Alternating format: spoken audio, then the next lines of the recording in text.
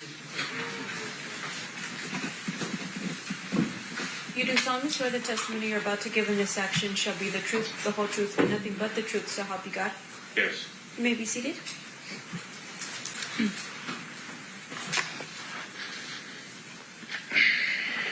May I please have you state and spell your first and last name for the record? James McDonald. JAMES McDonald. Thank you, Mr. McDonald. Welcome back. I'm glad to see you. Glad you could make it back to chop it up with me. Now you know who and what this is. This is the channel where we cover everything. If it's real life or on our internet and it's popping, I'm bringing it back to you and we're going to talk about it. You know what this is. This is Aggravated Common Sense, and I am Cornelius.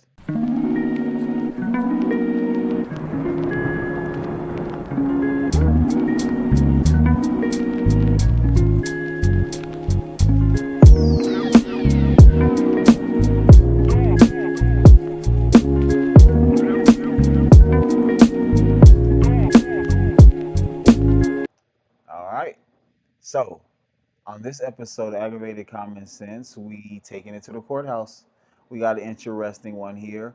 We got somebody by the name of Keefe D.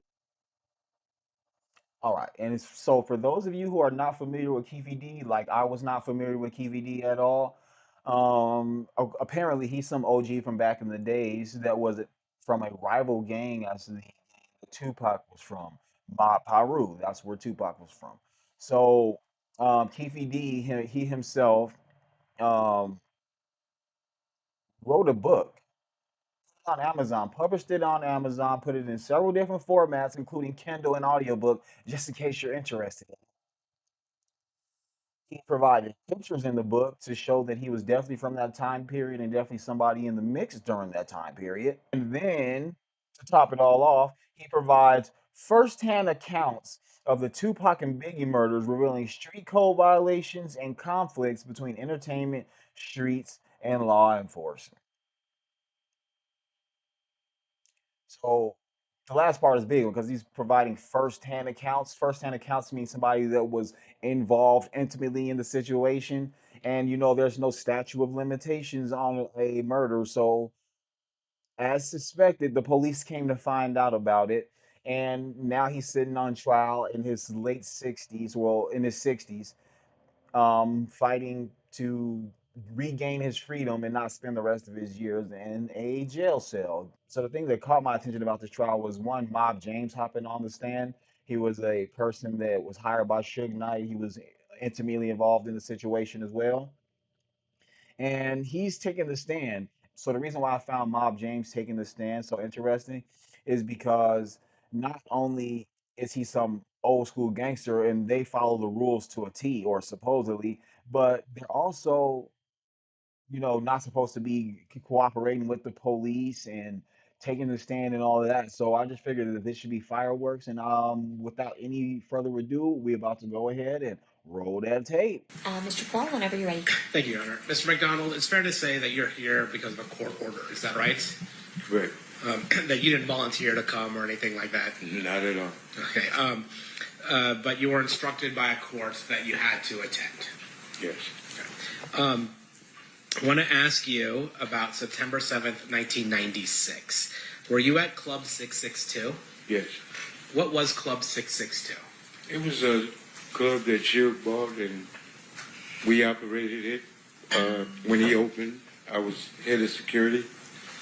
So he just giving a rundown of like pretty much all the history that pretty much anybody can look up on any YouTube video, any Tupac documentary, Biggie documentary about the death and how it occurred, the people that were involved, um, gangs, implications. We even know the detectives that were even on the case at this point. So yeah, it's not. This is he's answering these questions, but this is not really giving away anything. Everybody already knows all this stuff, so he's pretty much not saying anything. So I guess there's a difference between living on a certain street versus being from the hood. Yeah. And how would you describe that difference? I look at it, you have three different type of friends in the neighborhood. You got gang members, you got gang bangers, and you got men that just guilty by association from living in that area. And I really don't even know what that had to do with the question that the guy asked. What's the difference between somebody that was just from that street or somebody that was like born there? And then he says, we have different kind of homies. Like, what are you talking about? He didn't ask you that. He asked you, what's the difference between somebody, just being from around there or somebody actually being from like being born there? And the answer should have been, well, one person was born into it and one person was brought into it. Like that's the main difference. But he went off on some tangent talking about you got different kind of. I'm like, what? I don't know what he's talking about. um, and what was your role with Death Row? I was the guy that if something happened, Suge would have you take care of that. Like Snoop Dogg trial, there was issues up there. I was sent up there to make sure those problems didn't happen again. And are those problems, and I'm not asking you to get into specifics, but are those problems meaning issues with other people who might be gangbanging or might be trying to threaten folks? That type of Correct. thing? Yes. And you are somebody that Suge relied on to be able to protect his roster of music artists and other things like that. Correct. And after you were asked to help out with Snoop, did Snoop have any other problems? No, we didn't have one issue at court. Now, I'm going to ask you, fast forward a little bit, to were you familiar with the Southside Compton Crips? Yes. Would you say they were somebody you were in alliance with or a rivalry with? Right. Okay. And would sometimes those that rivalry get violent? Anytime you're dealing with the gang life, it's going to be violent at any given time. Are you familiar with somebody that went by the name of Tupac Shakur? Yes. How are you familiar with Tupac? He was assigned to death row. And when he was signed with Death Row, would he also hang out with you guys? He hung with my brother now. Yeah. And who's Not me. Who is your brother? Alton McDonald, Buntry Ave. Did he went by Buntry? Yeah. Now, during this time, is it fair to say that Mr. Shakur had an issue with rappers from the East Coast? I think Tupac inherited the beef between Suge Knight and Puck. Okay, that was your perspective of it. That's all it was. Yeah. And we all fell. Some of us fell victim to it because we allowed ourselves to be a part of the BS, should I say. And that was a situation between record companies, not gangs. So technically it wasn't our business. But when you had 20 men just fresh out of prison and didn't have a way of getting the things they wanted, getting a paycheck from Suge, we did almost anything and everything to get that paycheck. And that points out like the exploitation of the gang. You know what I mean? About how they'll use you like human fodder to to get stuff done, and they'll throw some money your way, and because they'll know you desperate. Like first, in order to be a part of the gang, you can't be you know what I mean, you gotta embrace going to jail. Ain't no snitching. And then when you get out of jail, after you've been in jail, you probably do some years or something, got a gun, catch some charges, a robbery or something, go to the penitentiary. And then after experiencing that, you be like, you on your way out, you be like, man, I ain't trying to do this again. I need to, try to find a way to figure my life out. And to try to find another way. And then once you get out of prison, you go back to this environment, and you got dudes throwing money at you, trying to send you right back to prison, knowing you ain't really got too many opportunities around no way. So they just come around throwing money at you. You know, so you got kids, you know what I mean? You got bills to pay. You back in the real world, you know what I mean? You trying to get yourself established. You can't turn that down, right? I mean, you working for a company now. But we all know this wasn't no like legit security company. This was like a gang operation. Dudes lost their life about this. And somebody could be potentially going to prison in their late 60s for it after all these years. Crazy. Um, Now, was there another gang that was associated with Bad Boy Records, the East Coast record company that Puffy had? The only one I know of is Southside. And did that escalate the tension between Mob Piru and Southside? At the time, we wasn't. There was no at war. No, it was peace. And when the two record companies got into it, Bad Boy went to Keefe D now, and Suge came to us. So that intertwined everything, and we, yes, we had issues. Um, And when you think about that, that's crazy too, because it's like,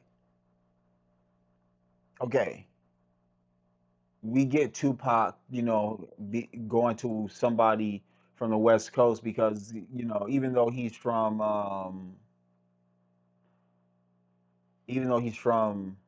the East Coast, originally Baltimore and all of that. I mean, he came over to the West Coast. Once he came to the West Coast, the people that he were messing with and the stamps and approvals that he got, the lane that he made for himself, he pretty much became, an icon of the West Coast.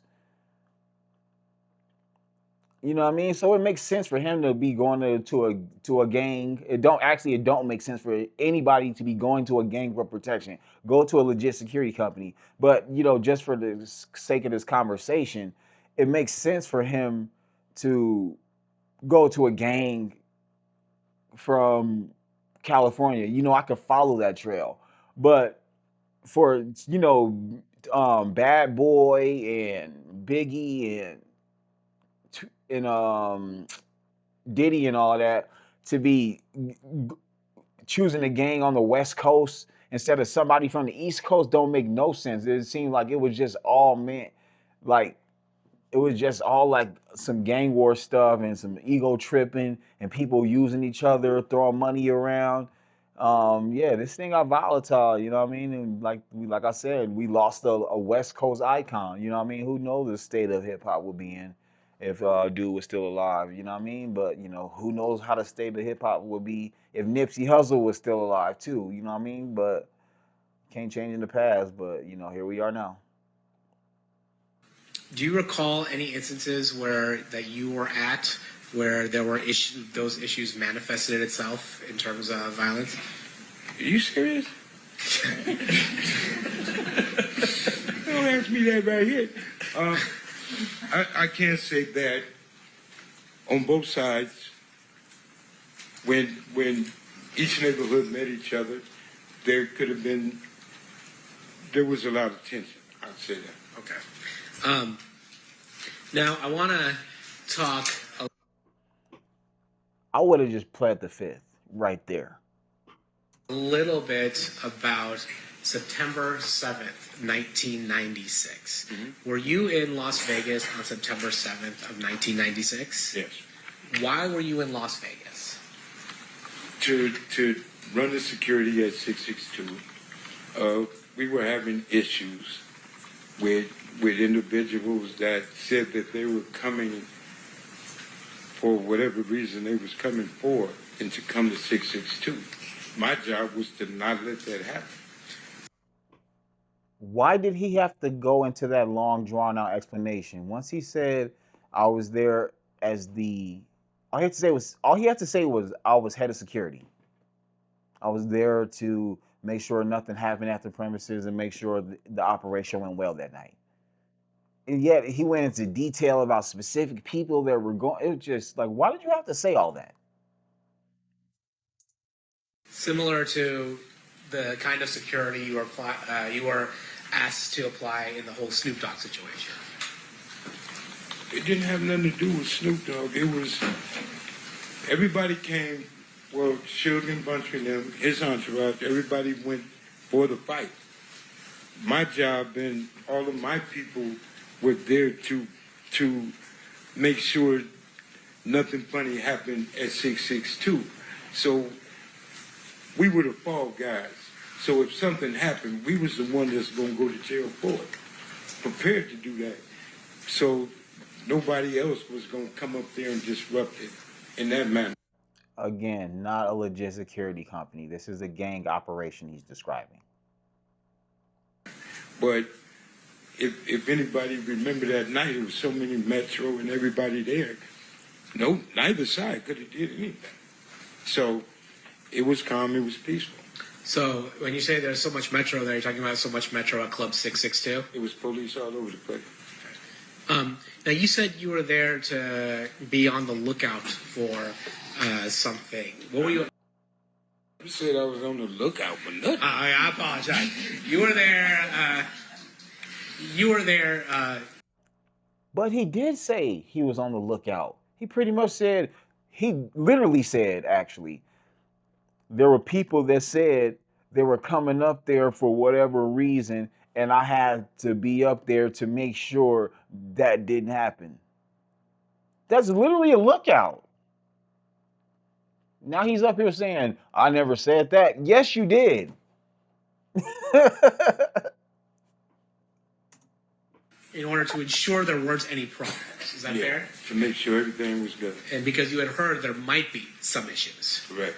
And what were the issues that you were concerned about? A lookout. Individuals coming up there, creating an issue we was having with different sides of from what with Crips, period. Yeah. So you were worried about Crips. Not worried, so I'm sorry. You were there providing security to ensure that Crips did not initiate any violence at Club 662. Not just Crips, that nothing would happen. Okay. Period. Then why say the Crips?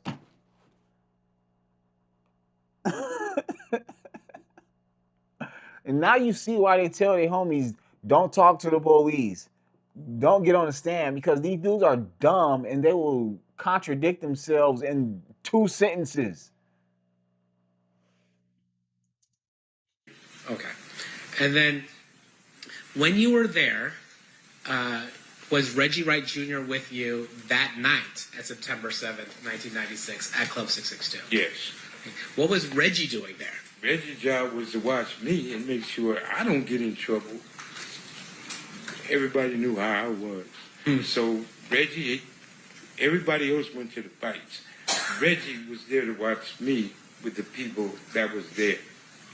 And I'm guessing that you were not the only person there making sure there wasn't any problems at Club 662. I'm positive it was 30, 40 Parus there. And again, that was to make sure.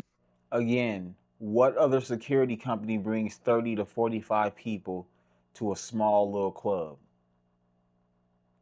Again, not a legit security company. This is a gang operation here, folks.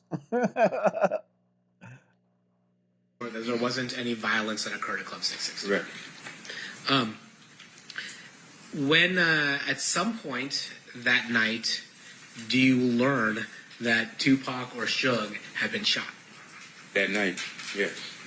Can you tell me how you learned about that? Well, people was coming back and was explaining that Tupac and Suge just got shot.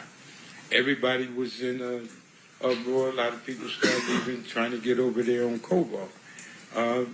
We couldn't leave because we didn't pay to do this here. It wasn't too long after people started coming back, like Heron came back and went to the hospital. The majority of the people was leaving and then coming back, because that night they said Tupac was going to be all right. And even Suge came back with a little band. What? What did I just hear? Did this fool just tell us that after Tupac got shot,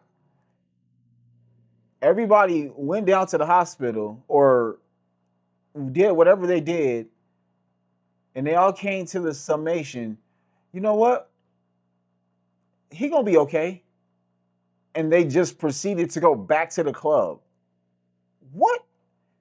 See, this is why I don't have no friends like that, because or at all, because bro, why do you need friends when you got people like that? Like, what do you need friends for? Seriously, it's crazy. Bro, if I get shot, you better be waiting for me to get out the hospital to roll me up out of there into whatever vehicle we getting into. You better be able to give me some updates on who shot me. All that. Man, what are you doing? You went back to the club and started drinking, man? You cut off for life if I ever survive. Bandage on his head, and we thought everything was good. People kept partying. So, and when Suge came back, you said he had a bandage on his head, but Yeah, he. I mean, the dude said he got shot, but he was grazed, a little scar, but nothing penetrated. Some people would describe being shot in the head, even Well, he slightly. described it as that. That's, I mean, Yeah. he's wrong. Nothing penetrating. So what? Like the bullet actually gotta like go in his skull for him to get shot in the head. He can't get like bing, a bullet graze off his skull, and he'd be like, "Yeah, I got shot in the head." Be like, "No, that's just a graze. You don't get credit for that. You actually got to get shot in the head. It got to like hit your brain, and then you survive. Then I give you credit." Never join a gang, folks. Right. Um, so when you find out, well, let me ask you this: was Reggie with you when you found out that Tupac and Suge were shot? Yes. If Reggie killed Tupac, then Death Row is over with. Tupac was the money source. People say what they want to say. After that night, do you stick around in Las Vegas or do you go back to Compton? Well, I stayed in Vegas, and we left that morning because we knew we was going to have neighborhood issues, and everybody left and went back to Compton. Why were you thinking you might have neighborhood issues? Well, you asking me some. Again, you did not have to mention you had neighborhood issues, and he wouldn't be asking you about it. It seems like he's been. It seems like he's been coached by the prosecutor almost. Like, hey, ask me. I'm gonna ask you a question, and then you give me a little bit of details, and then I'm gonna ask you about the details, and then you just act like you don't want to answer, but then still like sort of answer. You know what I mean? Because I don't know what this dude is doing right now. Because he could just say we went back because it was such a crappy night. You know, the leader of our record label, the owner of the record label was shot. The main artist was shot. You know, it was a crappy weekend. We just decided to leave early. You know, call a loss and go home and recover. But no, he has to go into these whole details about gang issues back home. Nobody asked y'all that.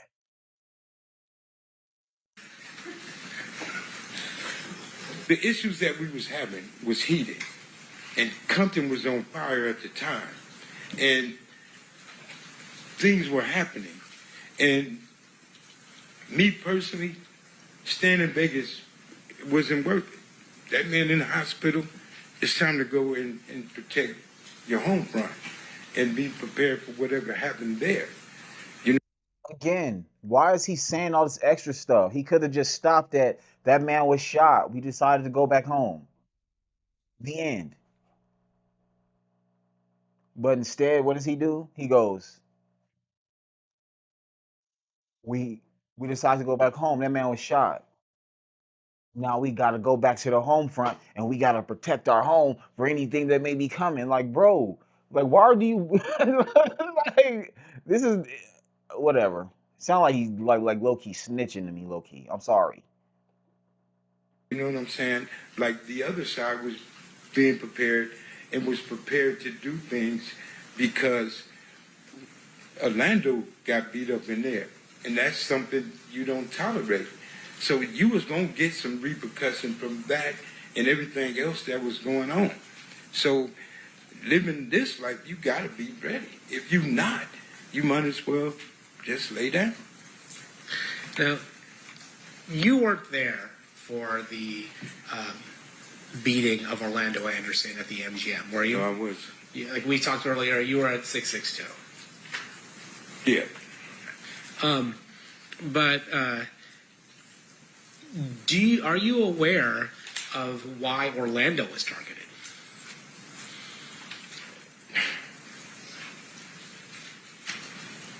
I'm aware of a lot of things. Things that was going on. People ain't talked about it in 30 years. Today ain't one of them. I don't mean to be funny, but here's the thing. A lot of That wasn't funny.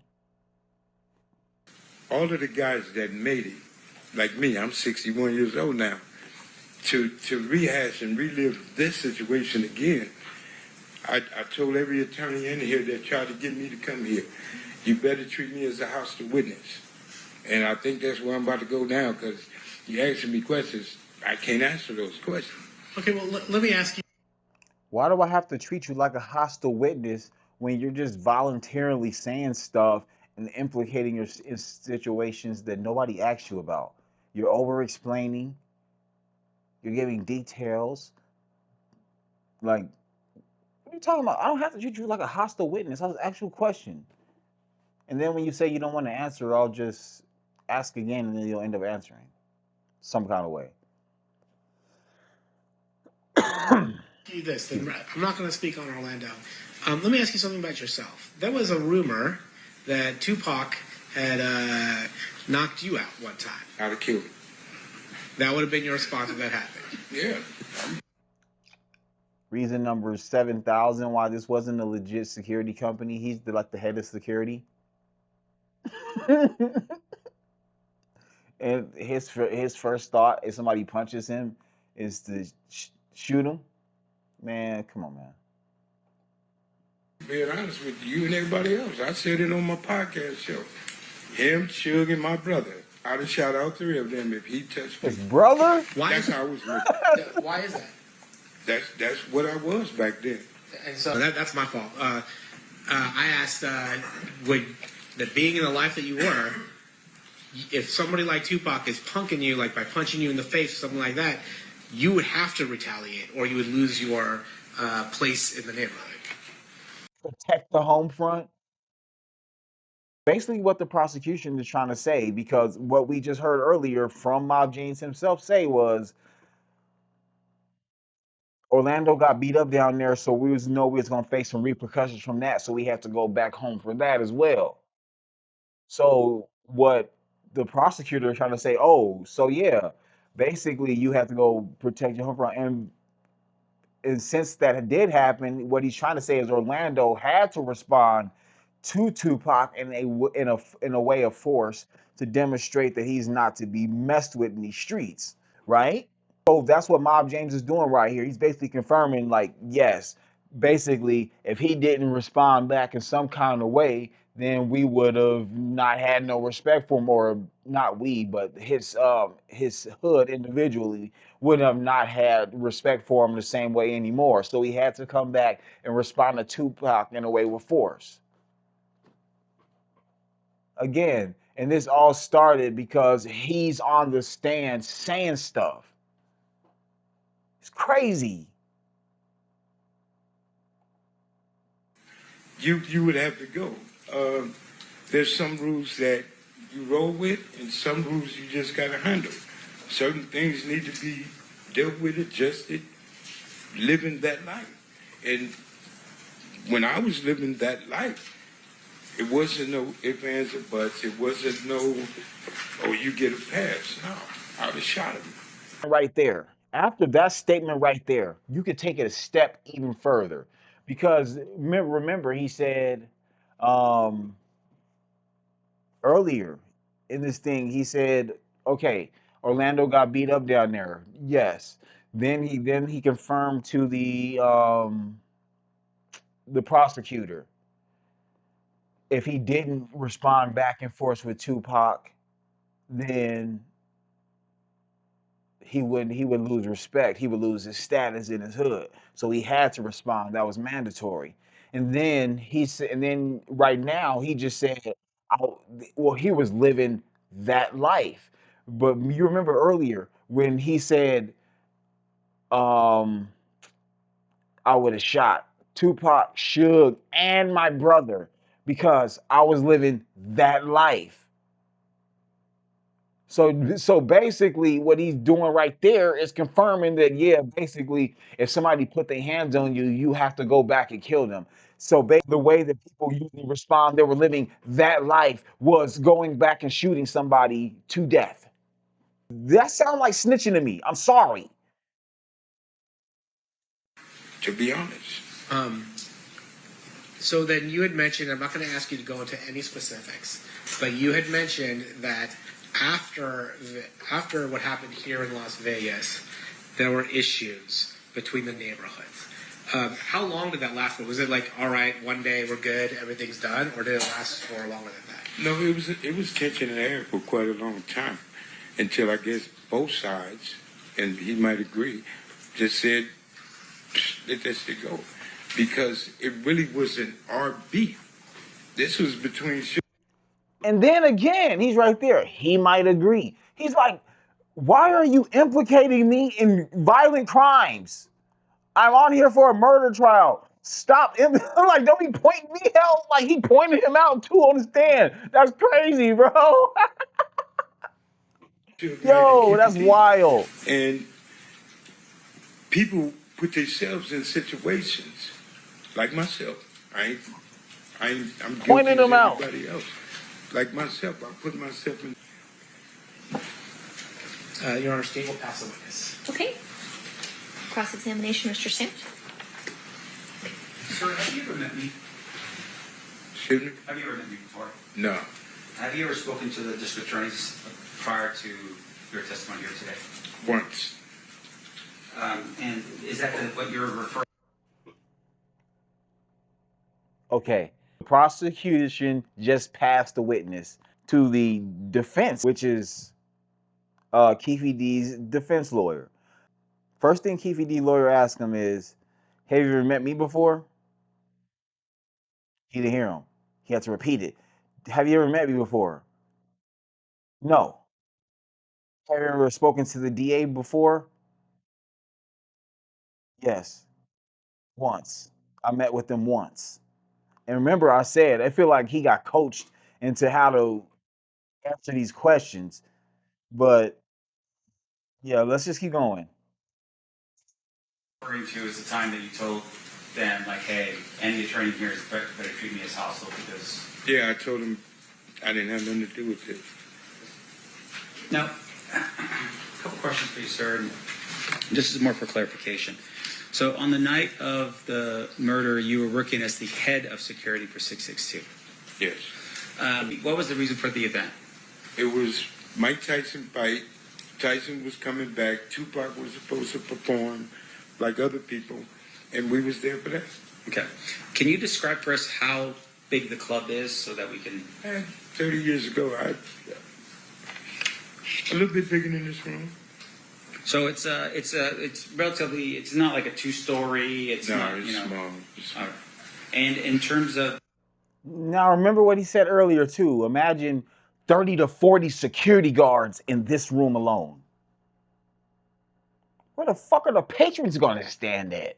Excuse my French, but seriously. Again, not a legit security company. I bet you all these guys had red on.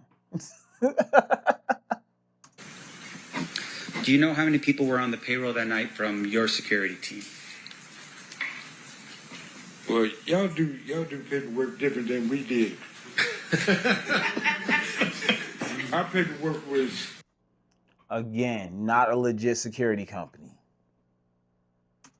getting cash money. Our paperwork was what they call under the table. Reggie Wright hired his company to watch over Suge Knight people. Right. So his security did like the So Reggie Wright was the legit secure company, pretty much. He was just a gang leader that brought a whole bunch of homies around to scare people. Now, in terms of your knowledge of what happened on that night, fair to say you weren't present when the shots had rung out. No, I wasn't there. Okay. And your testimony is that you had heard from other people initially that, hey, Tupac had been shot. Yes. And you had thought maybe other people were maybe relieved, thinking like, okay, it's not that big of a deal. He's gonna be okay. That's what came back to 662. So people just went back to, me. Right. People ain't this. Now, in terms of the that night, you go back to Compton. You live in Compton. Yes. You still live in Compton? No. At the time you live in Compton, you go back to Compton, and you tell us that there was a lot of tension. Was there? Can you describe that for us when you went back in terms of what kind of tension we're talking about? You sure you want me to answer that? Is it going to be graphic? No, I ain't gonna. I got to raise the word in it, but you asking me a question. I don't.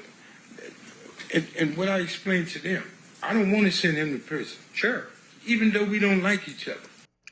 Are you sure you don't want to send him to prison? I can't really tell you don't want to send him to prison. Because I've changed my life. I'm raising my grandkids. I'm teaching them never to be like their papa. And here I am explaining to people what I used to be. And I'm not proud of that. I'm not proud of that at all. And you asking me questions that can hurt him. And like I told them, I'm trying to avoid to answer the questions that they might look at me and say, something is wrong. Well, let me. All the ways you have answered from the very beginning, I've been like, something is wrong. You might as well give it up now. Put it this way. Let me help you out with this. Thank you. So these people right here, what they want to know from you is, did you see who shot Tupac? I told you no. Correct.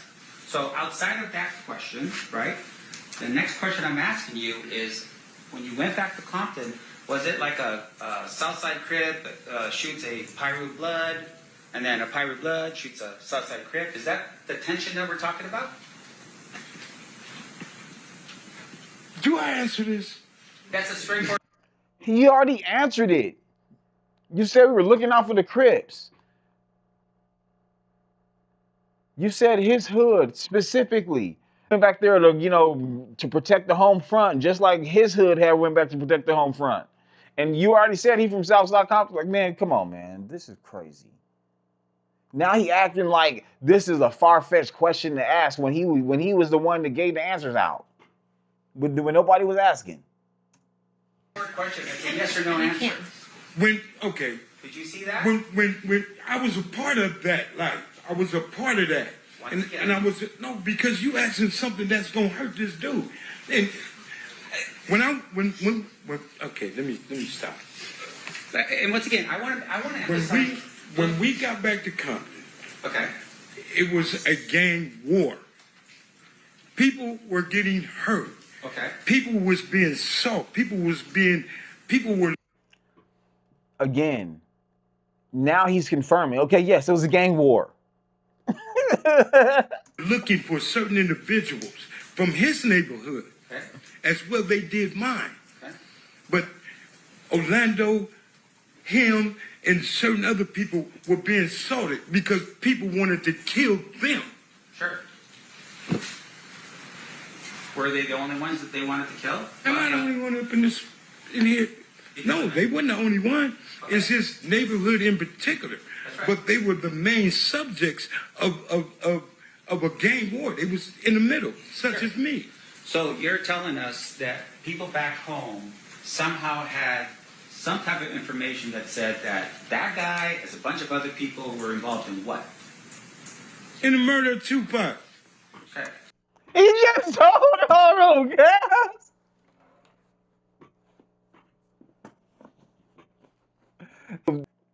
The defense lawyer just asked him, they were being sought out for what? He said, the murder of Tupac. So he's confirming that even back in those days, he heard that Keefe D was the one that had went and murdered Tupac. After he just said, I'm not trying to say nothing to hurt this man. This is crazy, bro. Well, my question to you Keefe is, D is cooked. Stop. I just want to make sure that we're clear, okay, for these people. In terms of that information, none of those people were there, right? And what people you be speaking on? The people that was already in the neighborhood, or the people that left Las Vegas that same night Tupac was shot to go home, bare their arms, and go to somebody else's neighborhood to look for somebody? Again. And he just confirmed that they were the one, Keefe D was the ones they were looking for the murder of Tupac. Oh, man.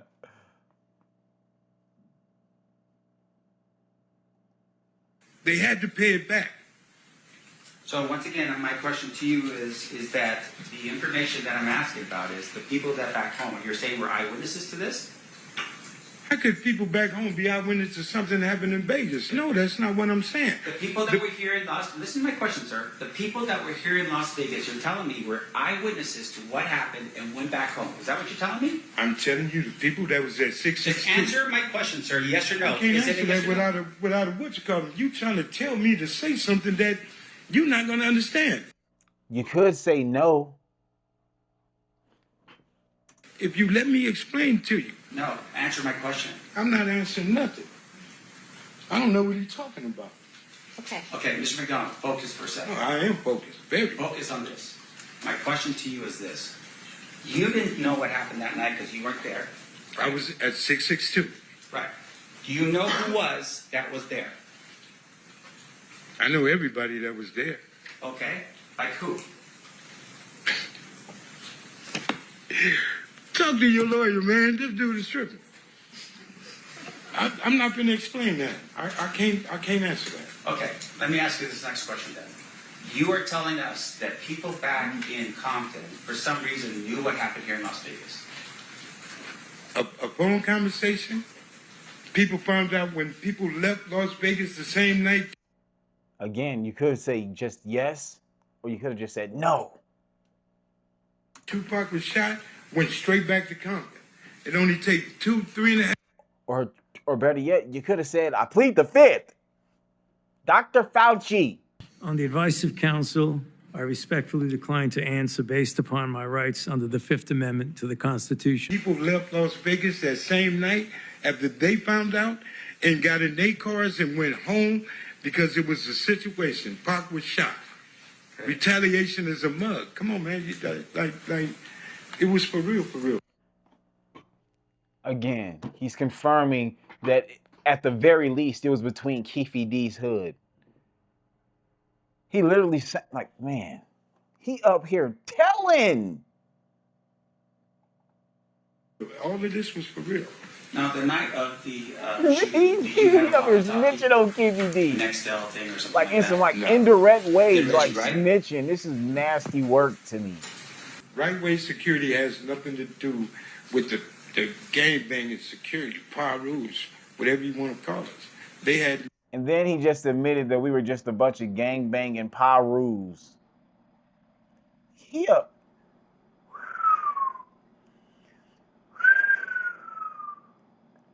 Nothing to do with us. Okay. The phones that Suge had for certain individuals, they had the phones. Like the guy that was bodyguard for Tupac that night. Like some of the guys that was at the Tyson fight, like Suge Knight. Certain individuals had phones. Yes, they did. Okay, so, all right, I get what you're saying. You're not there, but you're saying other people were. Yes, I'm saying there was a lot of people there. A lot of people were there at the shooting that took place. That was in the entourage, yes. Let's see. Okay, just one final question. You're here today, and I think the state had asked this question under a subpoena. You're ordered to be here today, right? Yes. In terms of that subpoena, for instance, is that's the only reason why you're here is because of that subpoena? I don't have no other reason to be here. Yeah. In order for you to get that subpoena, you were served that. Bro, yeah, what if we gonna scratch all this, man? I don't know what that defense lawyer for Keefe D is thinking, but it sounds like he just walked his dude right into a corner of a cell for the rest of his life. Because I don't understand any of these questions that he asked, to be 100 with y'all. Like, that is crazy. Completely diabolical. This dude, Mob James, up here telling. I don't care what nobody say. Mob James up here telling indirectly, but he trying to act like what he did is he start giving information that nobody asked him. He start giving intricate details, and then they start asking him questions. Then he start acting like he didn't want to answer the questions, but he ended up answering the questions anyway and confirming everything. This is crazy right here. This is crazy. Yeah, Keefe D gonna spend the rest of his life in jail. I'm sorry. He cooked. Y'all tell me what y'all think in the comments. Anyways, I'm up out of here. Until next time.